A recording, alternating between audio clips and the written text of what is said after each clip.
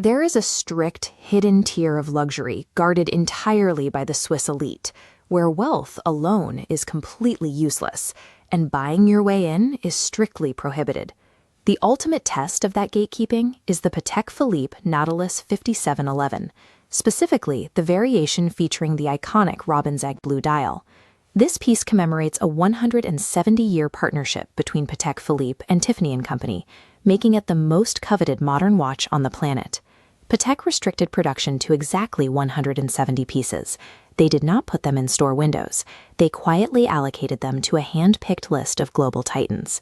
Today, 167 of those owners remain completely anonymous, leaving only a tiny public roster of cultural giants like Jay-Z, Drake, and LeBron James. At retail, this watch was offered for around $52,000, but at a charity auction, market demand took over. Bidding eclipsed the retail price entirely, landing at $6.5 million, a 120 times multiplier on its initial valuation. Securing this allocation proves that in the highest tier of Swiss watchmaking, cultural relevance is the only currency that matters. It signals a shift in LeBron's status from a consumer of elite goods to an active participant in their design. Look at the Richard Mille RM65-01 LeBron James edition. Wrapped in a highly technical quartz TPT material, it carries a striking purple and gold aesthetic inspired by his time in Los Angeles, commanding a $500,000 price tag. What makes this piece significant is the shift in power dynamics. Richard Mille did not create this watch for him to simply wear. They brought him in as a co-architect to design it alongside them. That same cultural leverage provided the foundation for a partnership that would merge the Marvel universe with the highest tier of Swiss engineering. Enter the Audemars Piguet Royal Oak Concept Black Panther. Limited to an incredibly scarce 250 pieces, it merges high horology with pop culture. The core of this piece is a complex mechanism called a flying tourbillon, designed to counter the effects of gravity on the watch's accuracy. Here, that spinning cage sits beneath a hand-painted 3D white gold sculpture of the Marvel hero. The world's oldest, strictest watchmakers rely on centuries of tradition to sell their products. By co-creating with LeBron, they are using his modern cultural weight to validate their own relevance in the 21st century. He established this influence over a decade ago. Back in 2013, LeBron secured his first major collaboration, the Audemars Piguet Royal Oak Offshore LeBron James Limited Edition. AP capped it at 600 pieces. They utilized a rare blend of titanium and gold, materials rarely paired in traditional watchmaking. Valued at $51,500 at its launch, the secondary market has pushed it close to $100,000 today.